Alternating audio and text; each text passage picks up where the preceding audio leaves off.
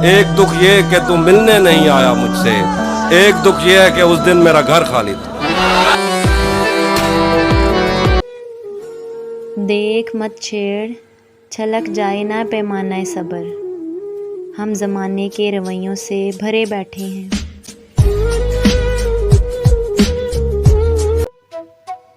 तुम्हारे बस की नहीं मोहब्बत ये नीलाम करती है। मीम से मौत, हे से हशर, बे से बर्बाद और ते से तबाही सरेआम करती है।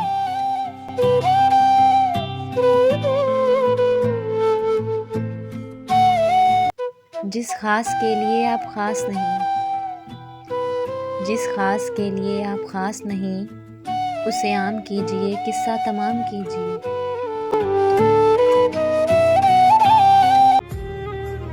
वो शख्स मेरा होने पर राज़ी ही नहीं था, सो मैंने दुआओं की तकमील रोक दी।